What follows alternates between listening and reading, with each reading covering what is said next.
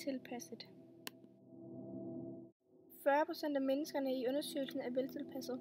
Når man er typen veltilpasset, er man en person, som er meget velorganiseret, man er aktiv og har nemt ved at tilpasse sig. Man er meget social, man er tit den, der går forrest og bestemmer, da man er meget selvsikker, og man indtager oftest lederrollen. Andre gange holder man sig mere i baggrunden og lytter til andre. Den selvsikre. 28% af personerne i undersøgelsen er den selvsikre type. Man er en meget selvsikker person, som man tror på sig selv. Man er ikke bange for udfordringer, og hvis de vil have noget til at ske, så gør de alt for at få det.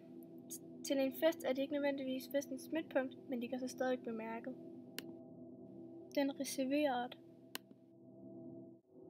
Procent af menneskerne i undersøgelsen er den reserverede type. De er generte, men de er ikke en larmende generthed. De bliver kaldt stille. Den reserverede type er mennesker, der helst bare vil læne sig tilbage og se til. De taler ikke så meget, og især når de omringer folk, de ikke kender. Den hæmmet. 20% af personerne i undersøgelsen er den hæmmede type. Hæmmede personer er nogen, som er bundet til et sted og aldrig kommer ud. De har alt, hvad de har brug for et sted. Det er ligesom at holde sig selv inde bare samtidig i flere år. Hæmmede personer er tit arbejdsløse og svært ved at finde job.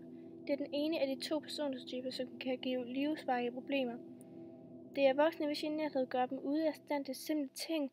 De er bange og nervøse, de kan ikke lide nye ting. Den personlighed gør dem ofte ramt af depression. Den impulsstyrede. 10% af menneskerne i undersøgelsen er impulsstyrede mennesker. Impulsstyrede mennesker er mennesker med en kort lunte. De kan ikke lide nye ting og forandringer. De opfører sig asocialt. De er svært ved at tilpasse sig arbejdslivet efter skolen. Impulsstyrede mennesker har en større risiko for at få hjertesygdomme, diabetes, lungeproblemer og kønssygdomme. De er ofte vrede og fjendtlige. De går blandt andet ud og dyrker ubeskyttet sex. De begynder at ryge tidligere og drikke mere, og det slider på kroppen.